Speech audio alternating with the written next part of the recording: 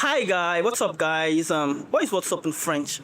Is there any word for it? Or whatever the case is.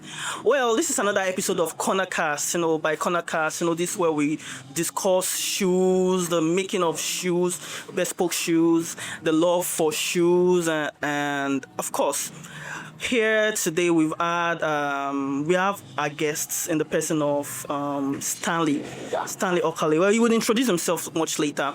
So I believe that you're familiar with our guy here, my co-hosts, and Alberto.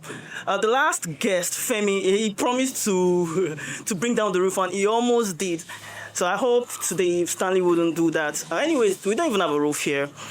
We don't have a roof, so hopefully it looks chilled anyway. But we'll see along the along the line in the course of the conversation. So the last time we had a very heartfelt conversation broadening around shoemakers, their relationship with the final consumers, like someone like Stanley here. So before we go ahead rambling, I would like Stanley to introduce himself. Albert, despite the fact that we know you already, would also like you to introduce yourself. I'll introduce myself as well. But let's start with the guest, Stan. Okay. Hello. I'm Stanley. Stanley, I'm an energy consultant. Obviously, I'm a lover of shoes, which is why I'm here today. Yeah. I promise not to bring the roof down. The only reason I promise that is because there's obviously no roof, which is fine. But if there was one, I would have brought it down. But there's no roof here, so I can't bring anyone down. Yeah. Yeah, okay. Thank you very much, Tom. We won't bring the roof down, but if you can bring the sky down, we'll see to that anyways. So, Albert, could you reiterate on yourself? Okay, everyone. My name is Albert, but I use Alberto Designo for some basic reasons. And the reason is because it's actually a Latin word where Designo means design, and Alberto, of course, that's the name. So that's why I use Alberto Designo. So I'm a footwear designer, and I'm also a business developer. Basically, that's what I do. I'm not into the production line in full, but basically what I do is develop businesses around the shoemaking industry. Yeah. And that's awesome. Profound guys. Just like I mentioned the last time during the last episode, there's this stereotype, about artisans generally, especially shoemakers. It's always assumed that artisans are, uneducated and all that. But no, thank God that you're seeing guys like this. He is a gas consultant. He is a business developer, especially within the ecosystem of shoemaking. And myself, I'm not a shoemaker anyways. I'm just in between everything. I'm a gas consultant during the day, shoe lover during the day at nights. Then also, I am a stakeholder within the shoemaking industry. Yeah. So not to waste our time introducing ourselves, we'll go straight into the nitty-gritty. There were some unresolved conversation from the last episode. And I feel like Stanley being our host, of course, we have a level of communication about I So before we jump into other conversation, I want to this one is bothering me a lot. So I would want your take on this because you are the one that mentioned something in that regard. Please, I need clarity. I might be exaggerating. I might be wrong. Yeah, sure. We're talking about bespoke shoes, perfection. I was of the opinion that bespoke shoes. I was of course echoing what I thought was your mind state from the last time. So bespoke shoes do not necessarily need to be perfect, like the what's it called, the branded shoes, like the foreign branded shoes. Yeah. While upon saying that, I was almost eating up. So I want to lay the blame on you. So could you clear yourself? Okay. So you had a conversation we did before, and I think I mentioned that bespoke shoes shouldn't be perfect before putting out. Okay. And here's my reasoning behind that. Right. So we all want perfection in whatever we do, whether that is business, whether that is presentations, whether the works of our hands. We want it to be perfect, obviously. And when I mean they don't have to be perfect. I'm not saying they should be loose soles, loose threads, irregular. No, that's what I mean.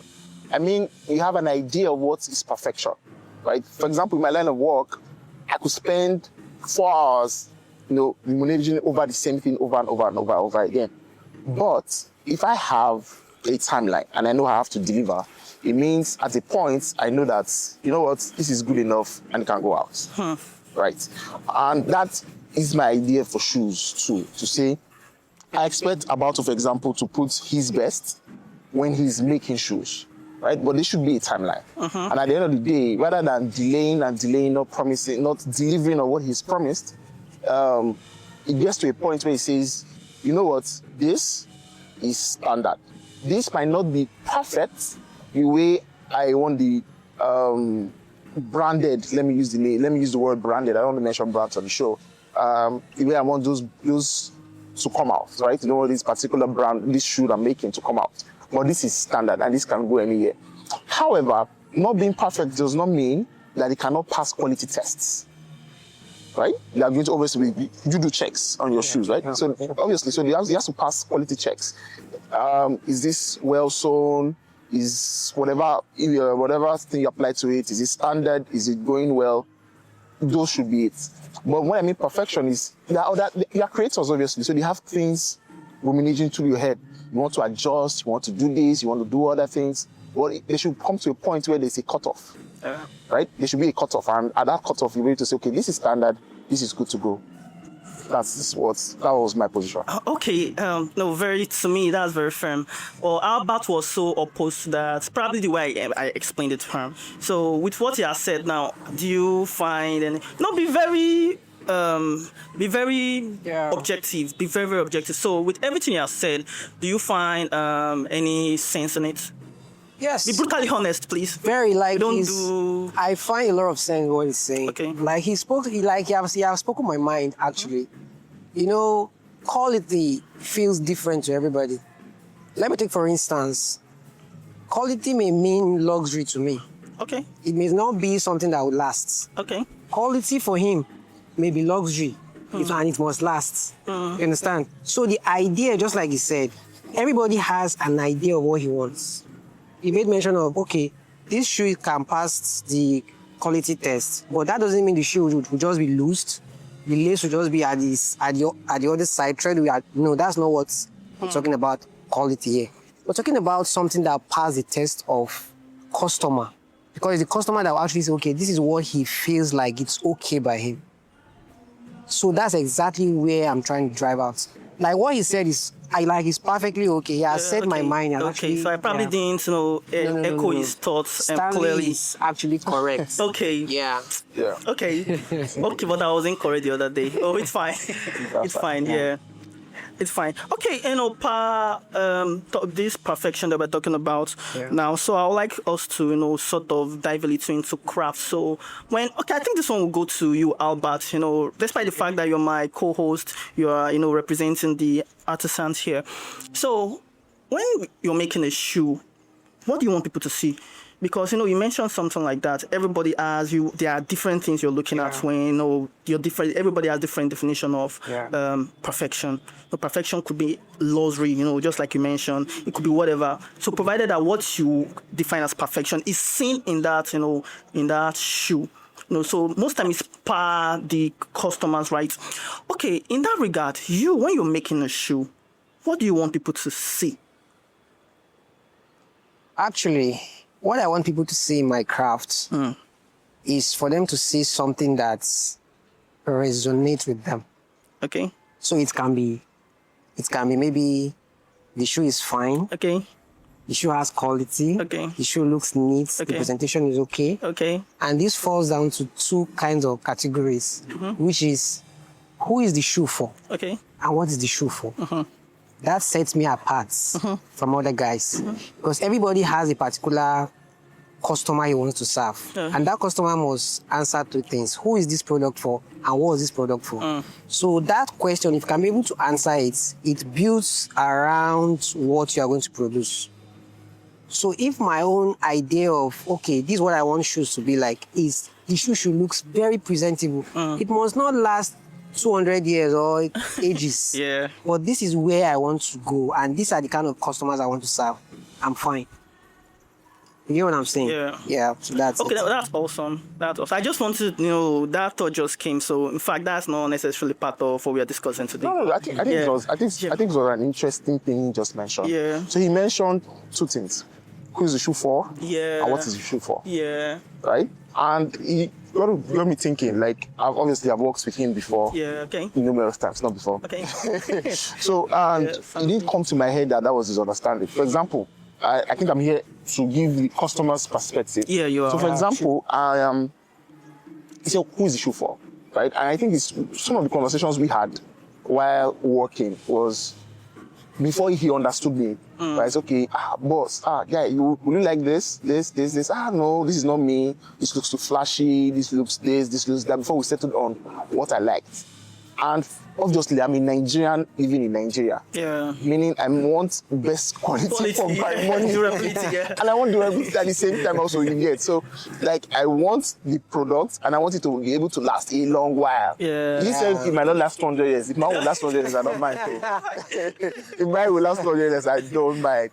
Right. So I just wanted to just put that. Okay, that's cool. That's cool. So, today is your day, just like, we told Femi, the last guest, today is your day. So I know you must have, had certain experiences with artisans. Yeah. Okay, you mentioned that you've worked with Albert. Yeah. So you must have had experiences with him. And before Albert, I know you must, or after Albert, whatever the case is, you must have had experiences with other people. So I wanted to share your felt, experience, be very, very brutally honest about it. Of course, there's no roof here, so no roof is coming down. So be brutally honest about it, because honestly, we just want to, beam light on customers' perception of, shoemakers. Shoemakers are very awesome people, you understand, but sometimes, we all have our weaknesses and customers have their reservations. So just, spill it out, my brother. Okay, I think I speak for everyone when everyone says they've had experiences with not just shoemakers, experiences with artisans, Nigerian artisans. There's no way you've not had experiences with Nigerian artisans. Come on, even you yourself. There's no way you've not had experiences with Nigerian artisans. So the number one thing is communication, right? Nigerian artisans suck at communication. They are terrible. F9 of every day, anytime. They fail communication. That is just the basic truth, right? And then, obviously, you also meet ones who want to cut corners, right? You agree on something, they don't follow through on what you've agreed on. You have those discussions with them. It happens. You meet shoemakers, as you said, who give you that vibe. But first, communication. Two, I don't think it's a skill issue, right? Nigerians are very skilled, right? When you learn something, they are very skilled at it. Sometimes, two things happen. One, they get very comfortable in what they know. And, when you try to give them things that might seem a bit more difficult, right? They accept, but they don't communicate to you to say, well, this might be a challenge, this might be an issue. I'll give you an example. I worked with somebody who, I wanted to make a couple of shoes. I said, okay, how far? Like, I need something. Just send me anything so I will pick from what you're sharing with me. And he sent me a whole lot. And we doubled down, we selected and came down to something, right? Something I liked, I preferred. No, so he shared with me, right? He shared these things with me. And made payments. We agreed on how long it would take and all that. And this guy I know him for not communicating. You understand? I know him for not communicating. And the day when he was supposed to deliver, chatted him up, what's up now? Am I still expecting this day? And he goes, boss, I know see that material for market, though. I still define now more, like having those conversations. I'm like, you didn't tell me. I wanted this for a particular occasion, which is why I reached out to you. Okay, so how far have we go down? He said, okay, I will send you some other things, make a choice. I'm like, okay. How long this one will take? No, based on you need this in so time, I go run them sharply for you. See when you go deliver. I said, okay, all right. Again, he brought, so I didn't even bring things to him to say, can you do this? Yeah. He brought it to me to say, I can do this. Right? I like, okay, I picked again, and we had the whole conversation. So, to cut the whole thing, like, I don't want to go the number of times we spoke. Found out that he didn't have, I don't know the term, I think it's called mold. Okay, right? the mold. Yeah. The shoe last. Yeah. So he didn't even have it. He was importing it from China, and he did not communicate it. Right? So, no, he was supposedly importing it from China. Exactly. Now I'll tell you what he did. He sent me. Okay. Shoe delivery guy shoe. Okay. Right? When he was supposed to deliver. Yeah. So this is how I knew. But did he meet the timeline eventually? So this is how I knew he didn't even have the mold now. Okay. Or the last, as you Last, call it. yeah. So the delivery guy came. I opened it. I just told the guy to wait. I don't know why. Normally, if I take the deliveries, I don't check it. Yeah. I take it up there and check, send it back. I told the guy to wait. And I opened it up. I assure you, just like you said, who is this thing for? Yeah. It wasn't for me. It wasn't At all. Oh, not to sound stereotypical, but do you know this? You know when you do skits, right? You have shoes you give to pastors that they use the blue with gold. Hallelujah. Guy, that is what he made for me. I can't. Anybody that knows me knows I cannot get this, right? Because I want things that are comfortable, simple. I enjoy what is very. I don't really like flashy. Okay, things, yeah. right? So and this was screaming flashy, blue and gold. Obviously, is flashy. So it wasn't for me. So that is one experience I've had with a shoemaker, right? Yeah. I've had numerous others, but this was really the funny one because obviously, when you said who is it for, I resonated with that because that particular one wasn't for me. It wasn't for. And I'm sure you get so that is communication. Yeah. You have people trying to cut corners. You know, we understand the terrain where we are. Yeah. Right? We understand the terrain where we are. You might not necessarily get the materials. But you can communicate and say, you know what, boss, this was supposed to take 10 days. Right? I've not been able to get this because of its unavailability. We have a couple of options. Are you going to pivot to another option or do we still search for this? Right? And truthfully, it's something that's happened between myself and Albert before. Where he communicated to me to say, boss, this is not. I'm saying boss, I don't necessarily mean boss. Yeah, but I understand. You know, normal. The Nigerian lingua, right? This particular soul. So it was a soul. Yeah. I don't know if you recall. Yeah. So he wrote me like, this particular soul, no day market. So I've been looking for it. So I might not be able to meet the timeline. And I like, what other souls do we have? And he sent me a couple and I picked from it. It's as simple as that. Right? No, but if you don't communicate, you don't. And they suck at communicating. This is. I think it's a general like problem kids, with right? Like babies. Babies cry and they can't communicate. Artisans are like babies. They actually do not communicate. But wouldn't it even be better if they cried? They don't even cry. Yeah, someone will get They don't really cry. They just keep mute. No, they don't cry. I was telling somebody today that some artisan, I've worked with somebody too that has is S9 when it comes to communication, but A1 when it comes to pacification. Like after, ditching you, disappointing you, then it comes, oh, boss, no vex, say, oh, very soft spoken. Before you are giving him another chance. So I know I can relate for that. I can relate. But the good thing is that, okay, you at least you've had an experience with Alberto. No, not to flap Alberto's his horns, yes. No. You understand. True. But I agree. Do you think that Alberto, when it comes to that communication, what would you what would you say? And I'm not trying to blow his horns, right? Yeah. I'm not really trying to do that. In my dealings with shoemakers, he's been the only one who has actually communicated with me. And this is not, we are together, we are sitting here. Yeah. If it was another person seated here, I will tell the person that there is somebody I know that communicated with me. Okay. Because I agree, right? You're in Nigeria. There will always be some of these things orders might not be in the market at that point in time. Right? And if you don't communicate to your customer, you can't have that. You know what I'm saying? You can't. So I'm not saying write me every morning and every night. I've made your shoe, I've sewn one line, I've done this. Obviously, that's not communication, right? But for the basic things to say, I won't be able to make delivery so day. This is when I'm going to make delivery. If I'm comfortable with that, I tell you yes. If I'm not comfortable with that, I tell you no, right? But just ghosting until you decide. When I say you, I mean the artisan this time. Yeah. Until you decide to say, I fit tell him now, I don't get what will happen. Right, that is where I have an issue with. Also, maybe he can give us a perspective of why artisans are like that. Generally, yeah. Generally, Well, generally, it's not even in the shoemaking parts or shoemaking in the industry.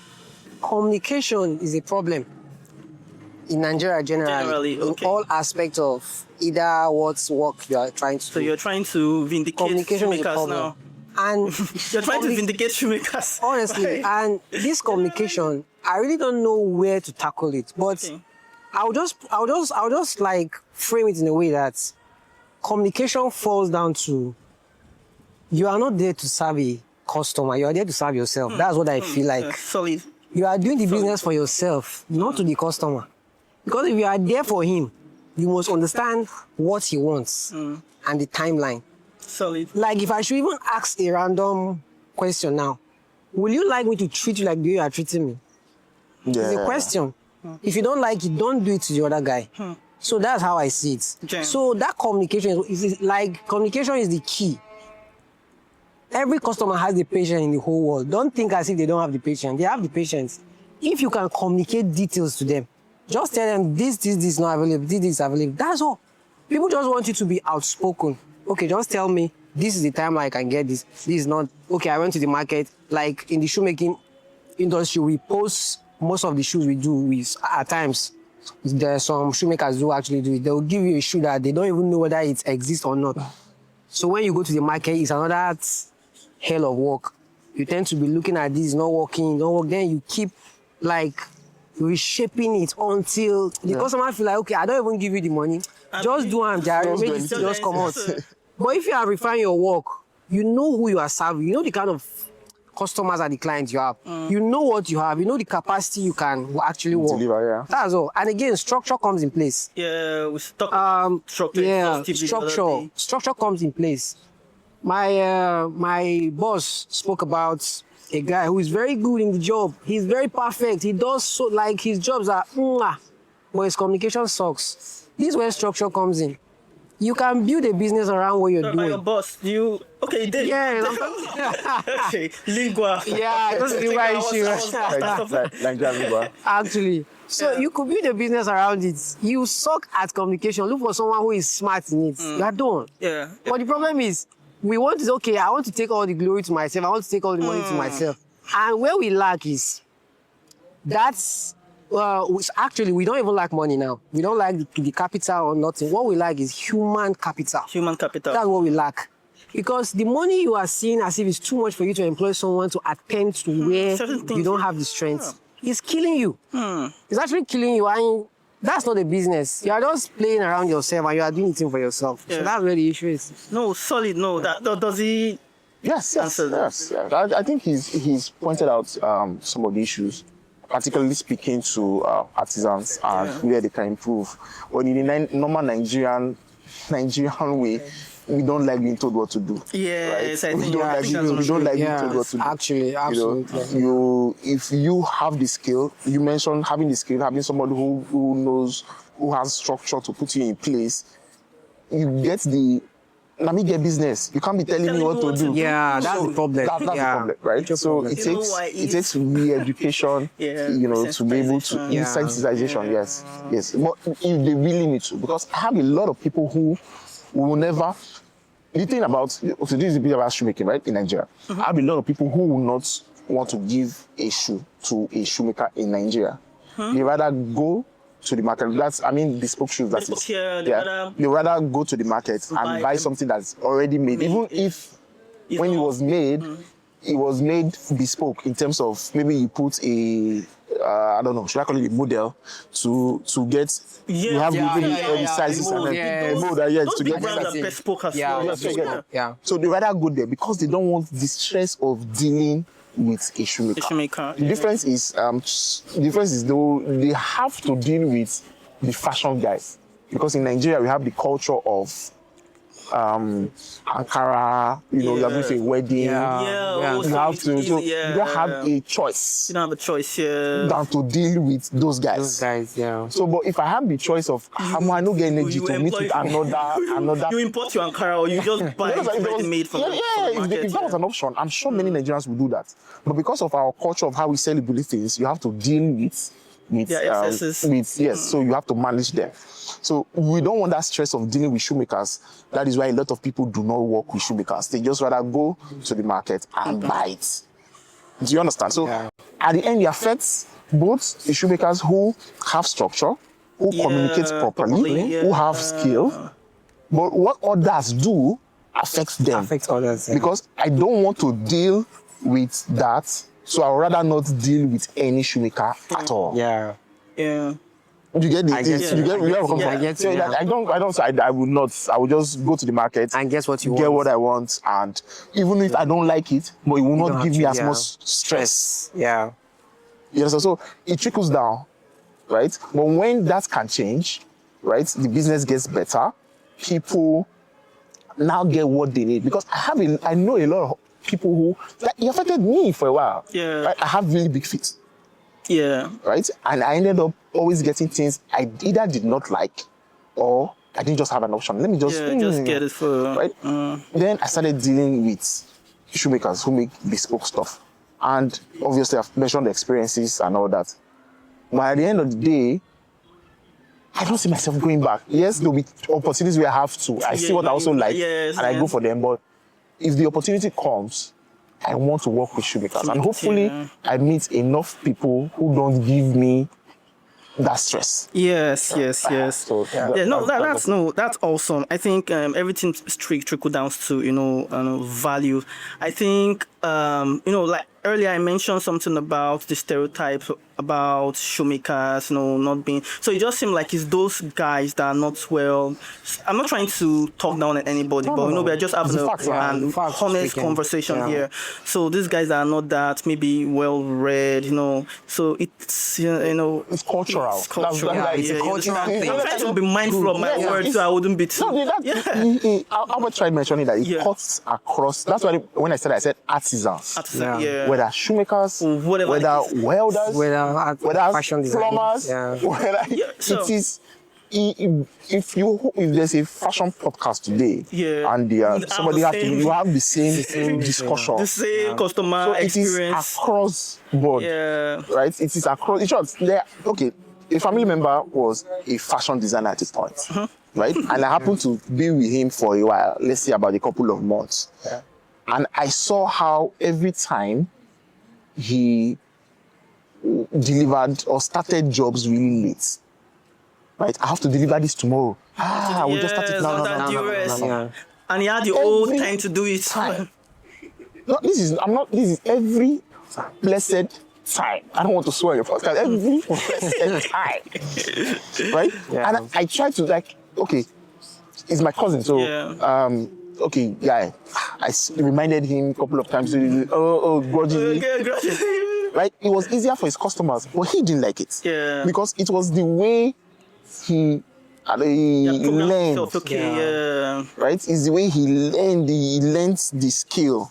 Right? They were never almost on time. I will do it now. Yes. I will do it now. I think that's true. That's the boils down to. Sorry to cut you. What you said during the last episode about structure. It's whatever structure you build, and you say it's structure duplicates. You understand? Most times you just do stuff for the moment, but whatever you do, good or bad, it will duplicate. If you do good, it duplicates. If you do bad. So why I'm bringing this up is that we mentioned that probably it might have been maybe the culture how we learned it. It's what you learn from the workshop, your apprentices inherit it. Then there's, in fact, to a very large extent, it becomes your normal life. Even outside whatever you do, outside the job, outside the artisanship, it becomes your normal life. So I can relate, honestly. Like me, I have had a shoemaker that owed me. I think I mentioned it the last time, for 2 years. Eventually delivered, pacified as usual. Till this moment, he still owes me. Like, this one is over 3 years now. He owes me like 2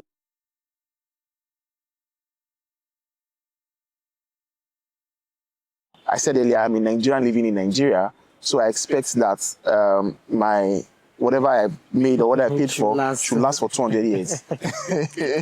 Right? So, to the question... You don't want to patronize further. You want to serve 200 years? Yeah, for each 200 years. Not even the problem, Seth. No. Let me throw you under the bus. Okay. It doesn't mean that I don't have... No, I will not see more things that I like now. Yeah, I'm just right? Because I rather have 400 shoes, and I know that if I go to the box and I pick this particular one, I can wake up one morning and this is in my head. Yeah, that moment. And I will take it. Yeah. So imagine I just use it 3 or 4 times and I can't use it anymore. I'm not a celeb now. I don't have to take shoes every single day. Yeah, of course. Right. So the question was, how many times have I gotten value? Yes, I've gotten value a lot of times. Yeah, okay. There's no denial. I said earlier, it is not a skill issue. It's just not here. Right? Although Nigerian shoemakers can improve we can their skill. We cannot improve, But it is not a skill issue. Because what they know how to make, right? What they are comfortable with already. They are good at it. Right? They are great at it. Okay. Do you understand? Yeah. They are great at it. There are problems in deliverability, communication, and all that. Sometimes you have untrustworthy people who wants to use substandard materials. Those are, you meet a couple of people. That's every sphere of life. You meet a couple of people. Talking about but in terms of value, I've gotten value many times. Yeah, so like I asked, would you pay for value over, of course the quality of the shoe is part of the value, but let's just take it out of the value. So, you can't take quality out of the value. Hold on. This guy quality. Now. You know, just want to compromise. But no, just hear me out, please. So, okay, let's just assume, assume for a second that, the quality was not part of the value we've been talking about. So, by value, we're talking about the deliverability, the communication. So, would you pay more for value over quality? Okay, let me not just, I'm not talking about abject low quality, subpar quality, but, but what would you go for more? So I think I get the question. Yeah. So first of all, quality will be like a constant figure. Yeah, okay, it's constant. Yeah. So will I pay for communication and on-time deliverability, or I will pay for the quality will be there, but this guy might not communicate and will not deliver on time. I don't know if it's all Nigerians, but I'm a Nigerian who have an event. Yeah. And I think about the events that I have. I would like wear this cloth will go with this shoe. Make I quickly ask this guy whether I can make this shoe. No, I have an event. Yeah. So therefore, I want to wear that shoe to that event. Yeah. And if I know that Mr. A, sorry that A is for Alberto. But I know that. But if I know that shoemaker A, if I give him the tendency that he will deliver, and I'm able to wear it to that event, it's very low. Okay. I will not go with Mr. A. Okay. Then, except... So no matter how good Mr. A is. No matter how good he is. So Mr. B charges you higher, but... Mr. B charges me higher. But I will get it the time, and I can use it for that event. Yeah. Right? I will go... I love that point. You understand? I will go with Mr. B. But that's one. Yeah. But in the case where I see this, I like this, there's no timeline to it. Okay. Then I can go with Mr. B, Mr. A rather. Okay. Because I would rather go to Mr. A to say, how far now? You are very conniving. We have to save a buck or two at the same time, right? You understand? Save a buck or two. Smart. So quality is relative to you now. The quality is there. It's constant. The quality has to be constant. But if you don't know what you are doing, I will not even give you the But the cost is now is the variable here. Yeah, the cost is a variable based on I've looked at, as I said, I have this conference I have to attend, right? And I'm getting this new suit, for example, and this shoe is going to go really well with this. Or my friend's wedding is coming up, right? So obviously there's a timeline, right? I want to use it. Once I know this person is not reliable, he will not communicate, I might likely not get what I'm looking for in the timeline that I want. I'll have to. So in that regard, you're cost extra for time. Yeah. Okay. So we've talked like that. We've covered a whole lot of a whole lot of topics. I don't know if you've spoke your mind as much as you want to, because I want you to bear your thoughts. No, I have now. You have. You Bring, bring down the sky. This guy. The only thing I've not said is I want to know if, or rather, it's for about this time to know where is, in terms of bespoke shoes, where is he heading to? What? He or where best, is it? Is it okay? I said earlier, Nigerians shoemakers are good. Yeah. But they are good at what they already do. Yeah. Okay. Right? Yeah. For example, I don't know how controversial it will be, but for example, 90% of shoemakers that I know, Okay. that saves me, that I know, That you know. Okay. they Can't make get. the same type of shoes. You know, the ones that go with our natives, Yeah. the loafers that we use sometimes Yeah. for Jane. That is what 90% of Nigerian shoemakers do. So, do you want them to make the one that will go for whatever the case? So no, that's what I'm because asking. you said that. No, that's what I'm asking. Where is it going to? Like, what should we look forward to? Okay, that's a beautiful question, actually. Very, very beautiful question. You know, the world is actually changing. Yeah. And with the era of AI, Yeah. things are becoming more easier, Okay. faster, and the attention of humans are becoming more like a goldfish. People don't have patience to wait for you anymore. And so the direction where shoes is actually going, or the industry is actually going, is going so swiftly that if you can't attend to this guy now, the next guy is available To attend to him. Oh, to attend to awesome. him. And he can do it faster, better, more precise. He has the customer, everything, he'll do it for you. So where it's going is, who is actually taking the market share now in the next 10 to 15 years? Because the next 10 to 20 years now, the industry will actually change. People can't wait for you anymore. Yeah. All this problem, it will be resolved because things are being automated. I believe there will be a time whereby you can get your shoe in 24 hours with your design, Yes. your precision, everything you get in 24 hours. And people will pay for it because people want to pay for what? Convenience. Yeah. They'll stay at the house and they'll get it. They will sign what they want. They will get it done. So who cares about the shoemaker on the road that is wasting my time? That thinks he's into doing things for himself rather than doing it for what? The audience. So that's where it's going. So if we can position ourselves to be able to put this in place, I feel that's where it's going. Okay, just Yeah. to round up this session, it's been a very wonderful one, very insightful. I believe that you must I second that. So I would like to throw one question. I want you to zero in on it within few seconds. You understand? So because you've talked about where he asked you where bespoke shoes is going to in the next couple of years. So what legacy would you want people to know you for? So what legacy will you want people to know you for? Of course, I know that you are tilting towards the ever evolving, the evolution of shoemaking. I know that you're tilting towards it. So what is that unique thing you want people to know you for? Why tilting towards the evolution? What I want people to know me for is to know me for the kind of tribe I'm trying to build. Okay. The kind of community I want to build. Yeah. Because it's not all about coming online to say I'm the best shoemaker. Yeah. It's all about... Wow. It's like you're throwing shots at Yeah, some you are people. throwing shot on some people. It's like you are throwing shots at some people. No, not exactly. I'm Okay. not trying to make... Okay, yeah. okay. I want to throw you under the bus. If you come out now and say you are the best shoemaker, how long is that going to last? Okay. If I come out to say I want to build a generational business that transits to this kind of generation in the next 10 to 15 years, does it sustain?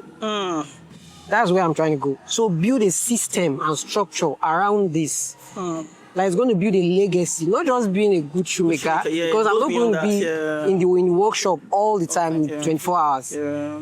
I'm just going to go into the world to see how we could better the life of humans. Okay, so let me just in fact, you said as much as Yeah. I just want you to conclude this. So you see Albert going towards that, the evolution, the legacy, that everything he has talked about. Yeah, he mentioned From that. your knowledge of Albert, from what you know about Albert, so do you see him, owning up or standing? What was the word?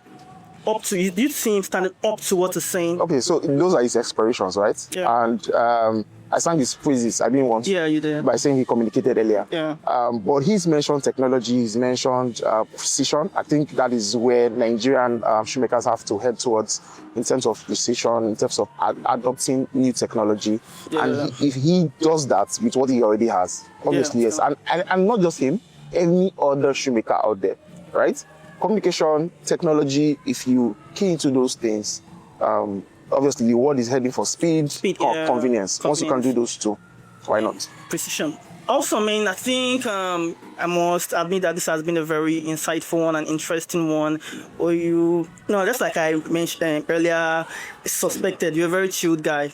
I could say that on a normal day. On a normal day, yes. Or probably it's the roof factor for the fact that probably even though there's no roof. Yes, I was expecting him to bring that, but no. But even without bringing down the roof, you're able to, relate to you. That's communication. I see that you're a communication master. And I'll back on every day, anytime. That's why it's my co-host. I trust him to always water down agitation and reach middle ground. And so now, guys, to see next time. This is Kona Cast. By Kona Cast, this is where we discuss shoes, just as you earlier heard. Discuss shoes, shoemaking, shoe law, the industry, In fact, Nigerian shoemaking generally is beyond just making the shoes, beyond seeing fine shoes. It's a very robust industry. So this is where we get to unveil how robust the industry is and give you guys insight about it. Well, having said that, don't forget to like, subscribe, and share. Thank you very much. Ciao. Gracias.